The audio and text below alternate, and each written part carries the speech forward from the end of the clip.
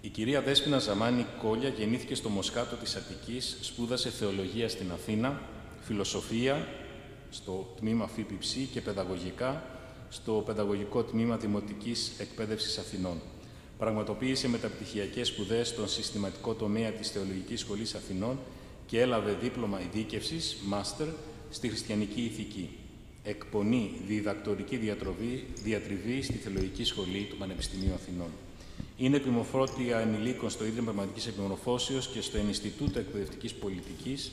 Το συγγραφικό της έργο περιλαμβάνει τα βιβλία «Το Συναξάρτης Ομορφιάς» του 2017, «Βαδίζοντας μαζί στα μονοπάτια της πίστης», συλλογικό έργο, έκδοση του Ιδρύματος Νεότητος, «Το Ανθρώπινο Σώμα», 2018. Θέλουμε να σε ακούσουμε και πάλι επίσης το συλλογικό έργο από την Αρχιεπισκοπή Αθηνών, το 2020, και το βιβλίο της «Χαριτωμένα Θεολογήματα» από τις εκδόσεις ΕΝΠΛΟ του 2021. Υπηρετεί από το 2003 ως καθηγήτρια θεολόγος στη δημόσια εκπαίδευση, είναι έγκαμη, ο σύζυγός της είναι επίσης θεολόγος εκπαιδευτικός, είναι εδώ μαζί μας απόψε και χαιρόμαστε που είναι και εκείνος εδώ και έχει 3 παιδιά. Κυρία Ζαμάνη, σας ακούμε με πολύ μεγάλη προσοχή και ενδιαφέρον και σας ευχαριστούμε θερμά. Εγώ ευχαριστώ για την πρόσκληση. Σεβαστοί πατέρες, σεβαστοί καθηγημένοι, αγαπητοί αδερφοί, επέλεξα να παρουσιάσω το θέμα της γυναίκας μέσα στην κοινωνία και την Εκκλησία με αφορμή την σκέψη του Αγίου Σωφρονίου. Η επιλογή λοιπόν και παρουσίαση γυναικείων θεμάτων εγείρει 2 προσωπικούς λογισμούς. Από τη μία, η ενασχόληση με τέτοια ζητήματα πρέπει να μας χαροποιεί, αφού δίνεται η δυνατότητα να αναδείξουμε και να συζητήσουμε καταστάσεις μείζωνας σημασίας για το κοινωνικό γίγνεσθε. Από την άλλη, η διαρκής αναγκαιότητα ενασχόλησης με τέτοια θέματα, εν έτη 2023, καταδεικνύει ότι η κοινωνία και της Εκκλησίας συμπεριλαμβανομένης δεν έχει ακόμα κατορθώσει να βρει τις ισορροπίες μεταξύ των φύλων και πως πολλά πρέπει να γίνουν για έναν δικαιότερο και ανθρωπινότερο κόσμο. Για τους παραπάνω λόγους, η σημερινή μας συνάντηση είναι, θεωρώ, πολύ καλή ευκαιρία να μοιραστούμε σχετικές σκέψεις και να κατατεθεί η οπτική του καθενός, καθώς ο καλοπροαίρετος διάλογος μόνο θετικά αποτελέσματα μπορεί να έχει, ειδικά όταν οι συμμετέχοντες είναι και νέοι άνθρωποι, όπως έχουμε ανάμεσά μας αρκετούς κατηχητές. Βοηθός σε αυτή τη συνάντηση θα έχουμε τον Άγιο Σωφρόνιο Σαχάροφ, ο οποίος, ως άνθρωπος που νοιαζόταν τον άλλον και που είχε πάντα τις κεραίες του ανοιχτές για να προσλαμβάνει όσα συνέβαιναν γύρω του, είναι τροφοδότης γνήσιου θεολογικού και ποιμαντικού λόγου. Η θέση της γυναίκας κατά τους περασμένους αιώνες ήταν εξαιρετικά δύσκολη, ενώ ακόμη ως τις ημέρες μας δεν έχει πλήρως τακτοποιηθεί. Σε όλα τα ζητήματα της ζωής, το πρόβλημα αυτό αποδεικνύεται υπερβολικά πολύπλοκο. Και στο επίπεδο της κρατικής νομοθεσίας, και στο επίπεδο της δομής της κοινωνίας, και στο επίπεδο της εκπαιδεύσεως και της μορφώσεως, και στο επίπεδο τέλος της εκκλησιαστικής ζωής. Πολλά έχουν αλλάξει κατά τις τελευταίες δεκαετίες. Από πολλές απόψεις, η γυναίκα απέκτησε θέση ασύγκριτα καλύτερη από προηγούμενα χρόνια. Αλλά ωστόσο, δεν έχει βρει τη θέση της στην κοινωνία. Δεν έχει βρεθεί πραγματικά το σωστό μέτρο για την αξιολόγησή της. Τα λόγια αυτά θα μπορούσαν να είναι δικά μου ή δικά σας ή κάποιου σύγχρονού μας. Αντανακλούν τη σημερινή κατάσταση. Κι όμως ανήκουν στον Άγιο Σωφρόνιο, που τα εκφώνησε το 1965, 60 χρόνια δηλαδή νωρίτερα από εμάς. Παραμένουν ωστόσο επίκαιρα. Όντως, για αιώνες, προ-Χριστού αλλά και μετά Χριστόν, κάτι που δεν μας τιμά ως χριστιανούς, η γυναίκα βίωνε απεχθείς συνθήκες ζωής, που υποβίβαζαν παντελώς την ανθρώπινη φύση και αξία της. Σωματική και ψυχολογική κακοποίηση, στέρηση μόρφωσης, αποκλεισμός από το εκλέγειν και εκλέγεστε, εκμετάλλευση εργασίας και όλα τα παρεπόμενα φαινόμενα όσα έχουν καταγραφεί στην ιστορία. Μήπως όμως η ιστορία είναι και η σύγχρονη πραγματικότητα? Ασφαλώς αρκετές από τις αδικίες αυτές ευτυχώς έχουν μετριαστεί. Ποιες ωστόσο από τις προαναφερθήσεις καταστάσεις έχουν εκλείψει παντελώς ανά τον κόσμο?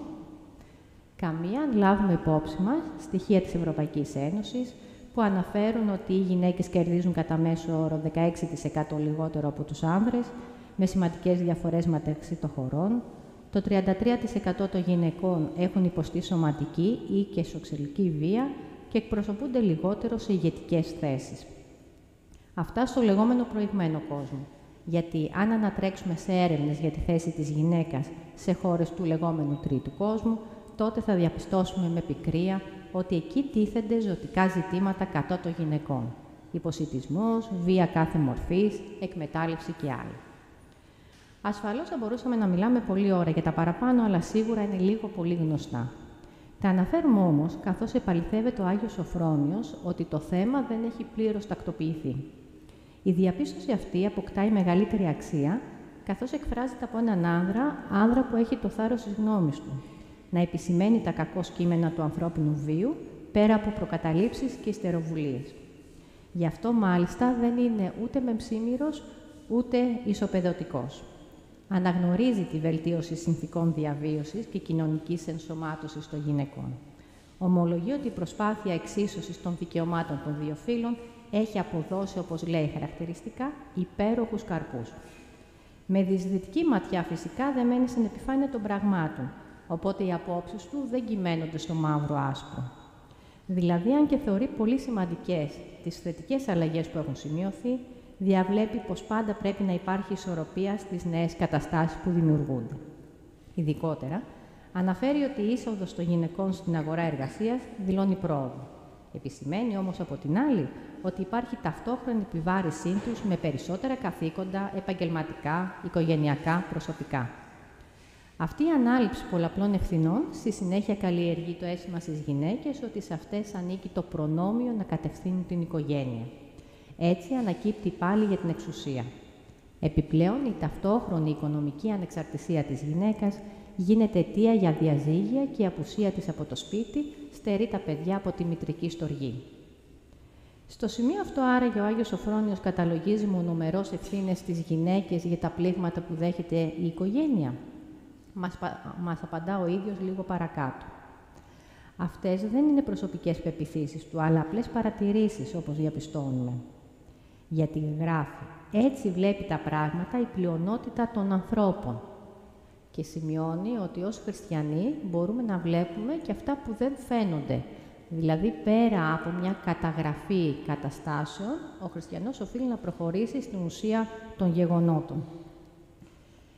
Πάντως, να σημειώσουμε ότι στις ημέρες μας έχει φανεί ότι η έξοδος της γυναίκας από το σπίτι έχει δώσει τη δυνατότητα να εκνονωθούν κάποιες αρρωστημένες οικογενειακές καταστάσεις, να συζητηθούν τα προβλήματα μεταξύ των συζύγων, να εκφραστούν επιθυμίες και να πραγματοποιηθούν προσδοκίες, όλα αυτά αναγκαία για την ψυχική υγεία του ανθρώπου. Όπως επίσης και να επαναπροσδιοριστούν οι σχέσεις ανάμεσα στα μέλη των οικογενειών. Επίσης, γνωρίζουμε ότι στις ανθρώπινες σχέσεις είναι σημαντική η ποιότητά τους και όχι τόσο ο χρόνος της συνέβρεσης. Θα επιμένουμε λοιπόν στη θέση της γυναίκας στην εκκλησιαστική ζωή που μας ενδιαφέρει περισσότερο. Ο Άγιος Σωφρόνιος δεν φίδεται τον λόγο του να ομολογεί ότι οι ανισότητες εις βάρος των γυναικών υφίστανται και στην εκκλησιαστική ζωή. Αληθινά, χρειάζεται ανδρείο φρόνημα να επικρίνεις όπου είναι αναγκαίο τα του οίκου σου. Κριτική βεβαίως, συνοδευόμενη από γνήσιο ενδιαφέρον και αγάπη, όπως αυτή του Αγίου, ο οποίος δεν κρίνει από απόσταση, αλλά όντας εν το μέσο των εκκλησιαστικών πραγμάτων. Κριτική που οικοδομεί και δεν εξουθενώνει. Αυτό το πνεύμα αποτελεί σπουδαία παρακαταθήκη για όλους εμάς σήμερα, που πολλές φορές κρίνουμε ανεξέλεγκτα, δίχως διάκριση, γνώση και σεβασμό. Ομολογεί λοιπόν ότι το θέμα του ρόλου της γυναίκας στην Εκκλησία γίνεται κάθε χρόνο οξύτερο. Συνειδητοποιεί ότι δεν έχει αναγνωριστεί επαρκώς η αξία της γυναίκας, ούτε έχει δοθεί η δυνατότητα σε αυτήν να ξεδιπλώσει τα χαρίσματα και τις ικανότητές της. Αναγνωρίζει ότι πολλές φορές βρίσκεται σε μειονεκτική θέση έναντι του άντρα, σαν να επρόκειτο για κατώτερο όν. Επικεντρώνει το λόγο του στην Ανατολή, γενέτειρα των μεγάλων θρησκειών, όπου σαφώς ο άνδρας είχε ή και έχει, με ένα μεγάλο ερωτηματικό, υπερβολικά ισχυρή κυριότητα πάνω στη γυναίκα και φαίνεται να κρατάει τα ενία της κοινωνίας και της Εκκλησίας. Ο Άγιος Σωφρόνιος δεν διστάζει να αναφερθεί ακόμα και σε χωρία του Ευαγγελίου, όπου η παρουσία της γυναίκας αποσιωπάται, όπως για παράδειγμα στον χορτασμό των 5.000, καταδεικνύοντας ότι ακόμα και το Ευαγγέλιο εγκλωβίζεται σε κοινωνικά στερεότυπα και αντιλήψεις. Μάλιστα, ο Άγιος, με το ευρύ πνεύμα που τον διακρίνει, δύναται όχι μόνο να στιγματίζει τα αρνητικά, αλλά και να εξαίρει τα θετικά. Δηλαδή, ξέρει πολύ καλά ότι η Εκκλησία στηρίζεται στις γυναίκες, χωρίς τις οποίες είναι αμφίβολη ακόμα και η διατήρησή της. Η συμμετοχή των γυναικών, λέει, στη λατρευτική ζωή είναι ασυγκρίτως μεγαλύτερη των ανδρών, περίπου τα 3/4 ή και παραπάνω. Διαπίστωση μάλλον που συνυπογράφουμε και εμείς όλοι σήμερα. Οι ναοί γεμίζουν από γυναίκες, πέρα από τη Θεία Λειτουργία, σε εσπερινούς, παρακλήσεις, αγρυπνίες, σαν να είναι γυναικεία υπόθεση, σε αντίθεση με τους άνδρες που δεν θεωρούν πολλές φορές την παρουσία τους αναγκαία εκεί. Η στήριξη της Εκκλησίας από τις γυναίκες δεν περιορίζεται όμως μόνο στην παρουσία τους, μα επεκτείνεται και στην διαρκή, ποικιλότροπη διακονία τους. Οι τελευταίες υπηρετούν ακατάπαυστα, αγώγιστα, ολόψυχα, σιωπηρά συνήθως σε όλους τους τομείς της εκκλησιαστικής ζωής, αναγνωρίζει ο Άγιος Σωφρόνιος. Αν το καλέσουν οι περιστάσεις, είναι έτοιμες, και το έχουν αποδείξει στο πέρασμα των αιώνων, να υπερασπιστούν με φρόνημα αυτοθυσιαστικό την πίστη και την εν κόσμο ύπαρξη της Εκκλησίας. Ο Άγιος Σωφρόνιος, έχοντας ιδία πείρα των πιέσεων και του πολέμου που δέχεται η Εκκλησία από αντίρροπες δυνάμεις, όπως ο άθεος κομμουνισμός στη Σοβιετική Ένωση, τονίζει πως οι γυναίκες επιδεικνύουν τότε θάρρος, ετοιμότητα, ψυχική δύναμη και υφίστανται μαρτύρια για χάρη της Εκκλησίας. Διατρανώνει επομένως τον συνεκβανών ρόλο των γυναικών στο εκκλησιαστικό γίγνεσθε. Βεβαίως, για να μην μένουμε σε έναν εγκομιαστικό και θεωρητικό λόγο, πρέπει να απαντήσουμε το ερώτημα και για μας, αν αναγνωρίζουμε άραγε επίσημα την αξία και τις θυσίες των γυναικών ως ένδειξη τουλάχιστον ευγνωμοσύνης. Φυσικά, η αναγνώριση δεν είναι ζητούμενο και αυτός σκοπός, όμως οφείλουμε να ευχαριστούμε και να διακηρύσουμε την προσφορά καθενός που βρίσκεται μέσα στην Εκκλησία. Ασφαλώς το ίδιο ισχύει και για τους άνδρες, αφού η πίστη δεν είναι χαρακτηριστικό φύλου, αλλά ανθρώπου. Αλλά αυτό μάλλον συμβαίνει αν διατρέξουμε τα γεωλογικά κείμενα, για παράδειγμα, από τους πρώτους χριστιανικούς αιώνες μέχρι τις ημέρες μας, θα παρατηρήσουμε ότι αφορούν αριθμητικά πρωτίστως σε άνδρες, ενώ η αγεωλογική γραφίδα είναι, θα λέγαμε, φιδωλή στις γυναίκες. Έχοντας όλα αυτά στο νου μας, μπορούμε να ακολουθήσουμε τη σκέψη του Αγίου, που αγωνιά να βρει την πραγματική αιτία του ζητήματος. Δεν αρκείται σε ανέξοδες κριτικές, αλλά εισχωρεί στο βάθος και εντοπίζει την ουσιαστική παρεξήγηση που δημιουργεί υποτίμηση της γυναίκας και υποβάθμισή της. Λέει συγκεκριμένα ότι η ανθρωπότητα έχει απολέσει τη συνείδηση ότι ο άνδρας και η γυναίκα δημιουργήθηκαν ως ενιαίο όλο. Και έπλασεν ο Θεός τον άνθρωπο χούν από της γης και νεφίσισεν εις το πρόσωπο αυτού πνοή ζωής και γένετο άνθρωπος εις ψυχήν ζώσον. Επικαλείται την βιβλική περικοπή, όπου ο Άγιος πιστεύει ότι βρίσκεται όλη η ουσία και η γνησιότητα του ανθρώπου. Θεολογικά δεν υπάρχει λοιπόν μερισμός της ανθρώπινης φύσης, αλλά αυτή είναι μία δημιουργημένη κατ' εικόνα και καθομοίωση του Θεού. Ο άνδρας και η γυναίκα είναι εκφράσεις της ίδιας φύσης, χωρίς οντολογική διαφοροποίηση. Στη χριστιανική μας διδασκαλία για τον άνθρωπο, μιλώντας θεολογικά, η γυναίκα παρουσιάζεται ως άνθρωπος στο ίδιο ακριβώς μέτρο όπως και ο άνδρας, αναφέρει εμφαντικά. Γι' αυτό είναι λάθος και μάλιστα επικίνδυνο να διαχωρίζουμε την αξία του ανθρώπου ανάλογα με το φύλο. Ουκ ένι Ιουδαίος, ουδέ Έλλην, ουκ ένι δούλος, ουδέ ελεύθερος, ουκ ένι άρσιν και θήλη. Πάντες γάρ ημείς είσεστε εν Χριστώ Ιησού, γράφει χαρακτηριστικά ο Απόστολος Παύλος και επικαλείται ο Άγιος στο χωρίο αυτό. Χρειάστηκαν δυστυχώς πολλοί αιώνες για να κατανοήσουμε και να αποδεκτούμε, εκούσια ή ακούσια, ή μήπως μας πρόλαβαν και εμάς οι εξελίξεις, αυτή την αλήθεια, είτε απλώς ως πολίτες, είτε ως μέλη της Εκκλησίας. Και αν ως μέλη του κόσμου έχουμε κάποια ελαφρυντικά, ως χριστιανοί δεν δικαιολογούμαστε να συχαίουμε την διάκριση των χαρισμάτων των δύο φύλων με την πανανθρώπινη αξία άνδρα και γυναίκα. Η διαφοροποίηση των χαρισμάτων, των γνωρισμάτων, του ψυχισμού δεν είναι αξιολογική υπαρξιακή, αλλά εκφραστική της ωραιότητας και της μοναδικότητας των ανθρώπων. Η Εκκλησία οφείλει να πρωτοστατεί στην ανάδειξη του προσώπου και να μην είναι ο ουραγός των κοινωνικών εξελίξεων. Να πρωτοστατεί στην ανύψωση και στη φανέρωση της αυθεντικής αξίας, εγκαταλείποντας τήρες διαιρέσεις και υιοθετώντας ουσιαστικό ενωτικό πνεύμα. Τότε περιττεύει η απέτηση για οποιασδήποτε άλλες ηθικιστικές διδασκαλίες περί της υπεροχής ή ισότητας ή υποτίμησης του ενός ή του άλλου φύλου, σημειώνει ο Άγιος. Πώς όμως θα το πετύχει αυτό η Εκκλησία? Πρωταρχικά και βασικά με το να επικεντρωθεί στο σκοπό της, δηλαδή να βεβαιώσει τον κόσμο για τη δυνατότητα του καθενός να γίνει αληθινό παιδί του Θεού. Οφείλει να πείσει τον κόσμο, όχι ως ιδεολογία, αλλά ως εφικτό τρόπο ζωής, να μιμηθεί τη ζωή του Χριστού και των Αγίων. Μόνο τότε οι άνθρωποι θα αγωνίζονται να πράττουν το καλό και να επιθυμούν το φως στη ζωή τους, μα και στη ζωή των γύρω τους. Αυτή η επιθυμία θα είναι μεταδοτική, πόσο μάλλον όταν τη μεταδίδουν εξ απαλώνων ήχων στα παιδιά τους, όπως μας είπε και η σεβαστή γερόντισσα. Για το λόγο αυτό, ο Άγιος Σωφρόνιος διαβλέπει το σπουδαιότερο ρόλο του ανθρώπου στην κατά Θεόν διαπαιδαγώγηση των παιδιών. Ειδικά για τη γυναίκα επισημαίνει ότι το μέγιστο λειτουργήμά της είναι η μητρότητα. Ο Άγιος δεν θεωρεί τη μητέρα βέβαια ως μηχανή παιδιών, αλλά ως συνδημιουργό του Θεού. Επικαλούμενος στο χωρίο, ο Αδάμ ονόμασε τότε τη γυναίκα του Εύα, γιατί αυτή έγινε η μητέρα όλης της ανθρωπότητας, τονίζει τη μέγιστη δωρεά του Θεού προς τη γυναίκα. Μάλιστα το γεγονός ότι ο Θεός Λόγος σαρκώθηκε από γυναίκα την Θεοτόκο, καταδεικνύει ότι η γυναίκα δεν είναι καθόλου μειωμένη ενώπιον του Θεού, γράφει ο Άγιος. Ίσως βέβαια σκεφτούν κάποιοι, δεν εγκλωβίζεται έτσι η γυναίκα στο ρόλο της μητέρας, ώστε αδυνατή να καλλιεργήσει άλλα χαρίσματα? Η σκέψη του Αγίου Σωφρονίου ενδεχομένως φαίνεται σε κάποιους παροχημένη σε μια σύγχρονη εποχή. Όμως, να μην βιαστούμε. Εκφωνεί τα λόγια αυτά το έτος 1965 στην Αγγλία, όταν έχει ήδη αρχίσει το κίνημα των γυναικών. Απευθύνεται σε συγκεκριμένα μέλη του Συλλόγου Νεαρών Συζύγων.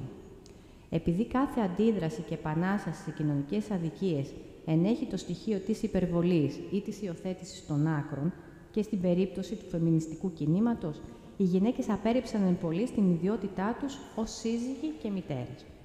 Αυτή λοιπόν την απόρριψη θέλει να θεραπεύσει ο Άγιος με τον εμφατικό του λόγο. Ας μην ξεχνάμε ότι η ποιμαντική διαμορφώνεται σε συγκεκριμένο χρόνο, τόπο, κοινωνικό πλαίσιο και έχει συγκεκριμένους αποδέκτες. Ο λόγος του, επομένως, εκφωνείται στο συγκεκριμένο περιβάλλον και εστιάζει σε ειδική περίσταση. Δεν περιορίζει τη θέση της γυναίκας γενικώς, αλλά αναφέρεται ειδικώς στη σπουδαία αξία της μητρότητας. Άλλωστε, δεν εμένει τόσο στην σαρκική γέννηση παιδιών, όσο στην πνευματική γέννηση. Ο Άγιος, άλλωστε, πώς θα μπορούσε να είναι μονοδιάστατος, όταν ο ίδιος, εκεί στην ίδια συνάφεια, προτρέπει να ανυψώσει η γυναίκα τον εαυτό της σε όλα τα επίπεδα της ζωής της ανθρωπότητας, λέγοντας μάλιστα χαρακτηριστικά το ρήμα ότι οφείλει να δικαιώσει τη σπουδαιότητά της. Η τεκνογωνία, λοιπόν, δεν αφορά μόνο στην κατασάρκα γέννηση, αλλά στην καταπνεύμα, που είναι έργο και των δύο γονιών, σύμφωνα με τα λεγόμενά του ακολούθους. Κάνει, λοιπόν, λόγο για πατέρες και μητέρες εξίσου, όταν αναφέρεται στον υπεύθυνο και συνειδητοποιημένο έργο της ανατροφής των παιδιών. Ασφαλώς η κατά Θεόν διαπαιδαγώγηση των παιδιών προϋποθέτει ζευγάρια που αγωνίζονται να ζουν τα ίδια κοντά στον Θεό. Εντός του γάμου πρέπει ο καθένας και η καθεμιά να προάγει τον εαυτό του για να γίνει ναός του Αγίου Πνεύματος. Αυτό βέβαια μας λέει ο Άγιος ότι δεν είναι πολύ εύκολο λόγω της πτωτικής κατάστασης του ανθρωπίνου γένους. Όμως, αν αγωνιστούν να μην παραμείνουν στα όρια της φύσης και έχοντας επίγνωση ότι κανένας από εμάς στην δεδομένη μας κατάσταση δεν αποτελεί τελειότητα, τότε ο γάμος μπορεί να γίνει οδός προς σωτηρία. Εδώ έχω ξεχωρίσει τα λόγια του Αγίου που λέει ότι αν κάποιος μας δεχτεί όπως είμαστε, τότε βεβαίως θα δεχτεί κάτι που πολύ απέχει από την τελειότητα. Και εμείς επίσης, αν δεχθούμε τον αγώνα να ζήσουμε από κοινού με το δεδομένο πρόσωπο, τότε το δεχόμαστε αυτό όπως είναι. Συνεπώς, αντιμετωπίζουμε την αναγκαιότητα αμοιβαίων δημιουργικών προσπαθειών για την απόκτηση της ποθούμενης αιώνιας διαμονής εν το Θεό. Λόγια που περιέχουν ταπείνωση, ενσυναίσθηση, κατανόηση, αποδοχή μεταξύ των συζύγων. Αυτοί οι σύζυγοι θα μπορέσουν να μεταδώσουν την επιθυμία στα παιδιά τους, να γίνουν πραγματικά πρόσωπα, δηλαδή να διαβούν από το κατοικώνα στο καθομοίωση. Διαπιστώνουμε επομένως ότι ο Άγιος δεν καταφεύγει σε καθηκοντολόγια ή συνταγογραφημένες οδηγίες προς τα δύο φύλλα, τους συζύγους ή τους γονείς. Θεωρεί βασική την πορεία του καθενός για την πραγμάτωση του προσώπου. Από εκεί και πέρα, ο άνθρωπος εν ελευθερία και με τη χάρη του Θεού θα βρει διεξόδους σε κάθε καθημερινό ζήτημα που αντιμετωπίζει. Επομένως, και το θέμα της θέσης της γυναίκας είναι πρωτίστως πνευματικό. Για μια ουσιαστική τοποθέτηση χρειάζεται μια εκβάθρον, δηλαδή μια ψυχική υπερφυσική, να γίνει μια υπέρβαση στην προσέγγιση του. Ξεπερνώντας τον τρόπο της φύσης, καλούμαστε να περάσουμε στον τρόπο της υπερφύσης, που είναι η αγάπη για το προαιώνιο είναι τον Θεό. Μόνο τότε η γυναίκα και άνδρας θα απολαύσουν καθ' ολοκληρίαν κάθε δωρεά της συνύπαρξής τους ως μέλη της κοινωνίας, της οικογένειας ή της Εκκλησίας. Αυτά είναι σε γενικές γραμμές λόγια του Αγίου Σωφρονίου που προσπαθεί να προσεγγίσει το θέμα της γυναίκας. Έχω ετοιμάσει και μια πρόταση κατηχητικού μαθήματος, γνωρίζοντας ότι βρίσκονται πολλοί κατηχητές. Αν είναι εύκολο στη συνέχεια να το παρουσιάσω. Αμέσως, βεβαίως. Ωραία. Λοιπόν, πια το μάθημα στο κατηχητικό δεν μπορεί να είναι μονόλογος, έτσι και αλλιώς οι καταστάσεις έχουν αλλάξει, έχουμε νέες γενιές παιδιών, οπότε ξεκινάμε πάντα από κάτι βιωματικό, εμπειρικό, όπως με μια ερώτηση, για παράδειγμα, που θα φανεί στην επόμενη διαφάνεια. Αν θεωρούν τα παιδιά ότι η γυναίκα και ο άνδρας έχουν την ίδια θέση μέσα στην κοινωνία. Να πω βέβαια ότι το μάθημα αυτό απευθύνεται στο μέσο και στο ανώτερο κατηχητικό, δεν είναι για μικρά παιδιά. Εδώ θα αναφέρουν με επιχειρήματα 3 περιπτώσεις που διαπιστώνουν γύρω τους, είτε στο σχολείο, στην οικογένεια, μέσα στην κοινωνία ευρύτερα, αν έχουν τις ίδιες ευκαιρίες, τα ίδια δικαιώματα, αν βιώνουν τις ίδιες καταστάσεις ο άνδρας και η γυναίκα. Έπειτα μπορούμε να τους έχουμε φωτοτυπήσει ένα ποίημα. Στην επόμενη διαφάνεια είναι λίγο μικρό, όπου αναφέρεται, ξέρω ότι δεν μπορείτε να το δείτε τώρα, αναφέρεται όμως στις δυσκολίες που περνάει η γυναίκα.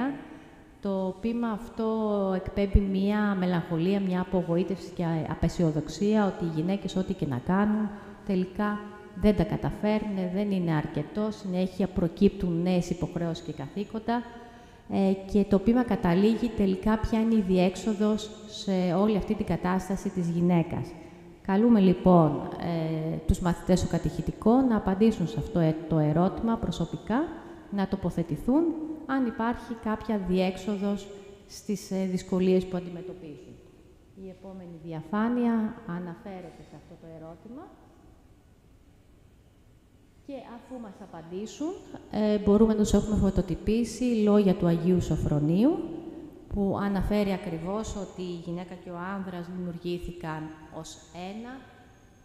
Αν μπορείτε να διακρίνετε, χρησιμοποιεί το βιβλικό χωρίο της γεννήσεως και την προτροπή των γυναικών να ανυψώσουν τον εαυτό τους σε όλα τα επίπεδα της κοινωνικής ζωής. Γίνεται ένας σχολιασμός, μια τοποθέτηση, εκφράζονται απόψεις των παιδιών σχετικά με τα λόγια του Αγίου Σωφρονίου.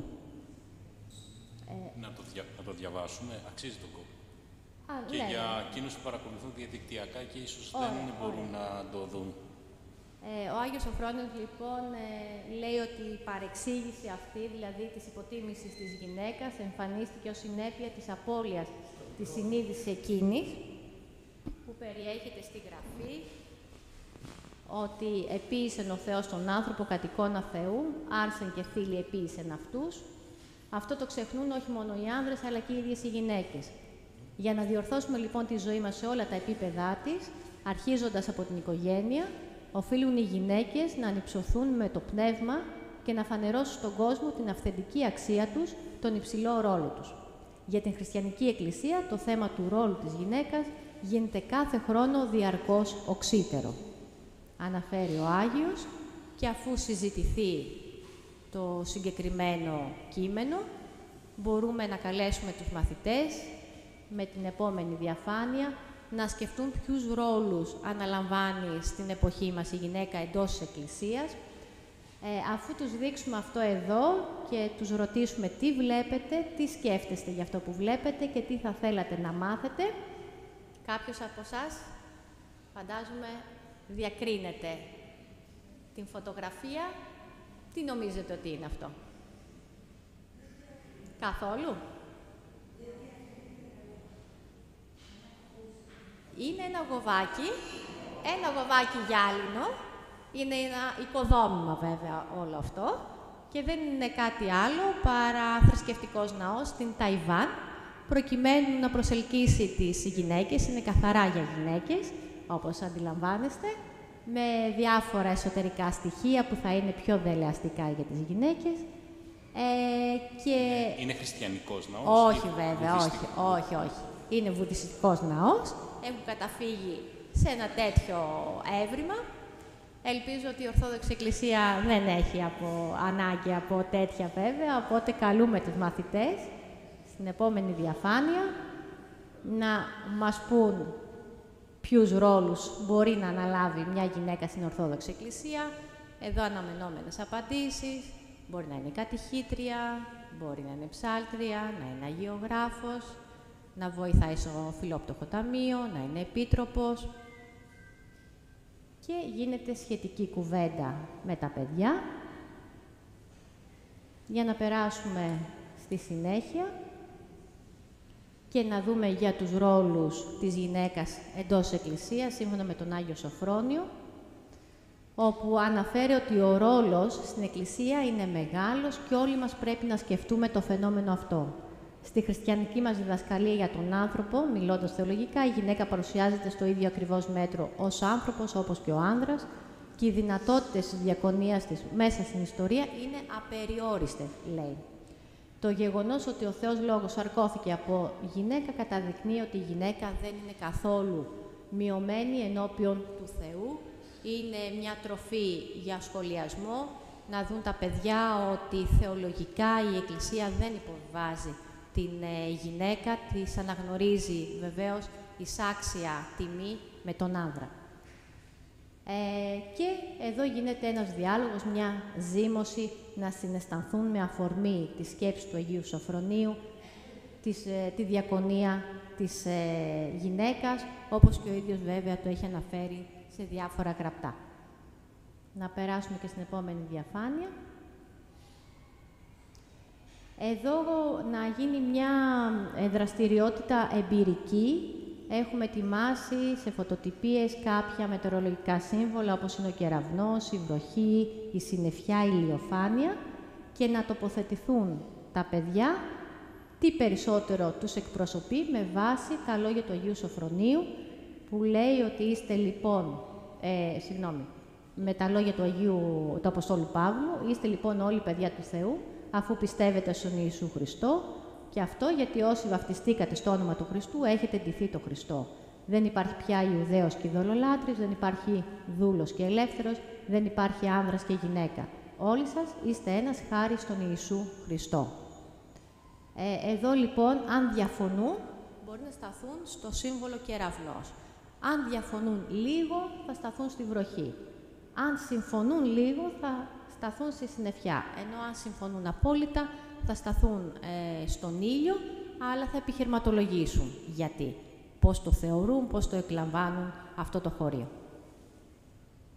Να περάσουμε έπειτα με έναν έντεχνο συλλογισμό, δηλαδή δείχνοντάς τους μια εικόνα, και να τους ρωτήσουμε τι δηλώνει η θέση του Ιησού ανάμεσα στην Εύα και στον Αδάμ, ανάμεσα στη γυναίκα και στον άνδρα. Είναι μια αφορμή να σκεφτούν τις σχέσεις μεταξύ του ζευγαριού, αυτό που τόνισε και ο Άγιος Σωφρόνιος, ότι πρέπει ο καθένας να προσπαθεί να βάλει τον Χριστό στη ζωή του και μόνο τότε η σχέση και η συνύπαρξή τους μπορεί να είναι αρμονική και ισορροπημένη.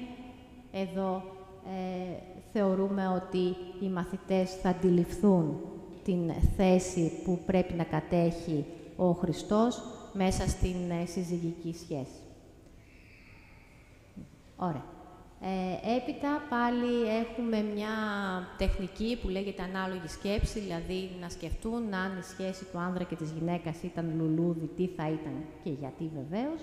Αν ήταν μουσικό όργανο ή καιρικό φαινόμενο, ας πούμε αν ήταν μουσικό όργανο, κάποιο παιδί μπορεί να πει ότι θα ήταν βιολί γιατί είναι απαλό, γιατί είναι αρμονικό το αποτέλεσμα που βγάζει. Κάποιο άλλο που ίσως βιώνει δυσκολίες μέσα στην οικογένειά του μπορεί να πει ότι, ας πούμε, είναι drums, γιατί ακούγεται πολύ εκοφαντικός ήχος και ούτω καθεξής. Πάντως, είναι χρήσιμο να δούμε και την οπτική των παιδιών, γιατί όλα τα παιδιά δεν ζουν τις ίδιες καταστάσεις και είναι πολύ ωραίο να έχουν τη δυνατότητα να εξωτερικεύουν τα συναισθήματα και τις απόψεις τους. Έπειτα θα τους δείξουμε αυτόν τον πίνακα με την μητέρα και θα ρωτήσουμε πώς μπορεί να νιώθει η μητέρα του πίνακα, τι μπορεί να πιστεύει για το ρόλο της και γιατί μπορεί να νοιάζεται. Εκπέμπει αυτή την αγάπη, αυτή τη γλυκύτητα της μάνας προς το παιδί, ακριβώς για να ακουμπήσουμε και στα λόγια του Αγίου Σοφρονίου, να προχωρήσουμε.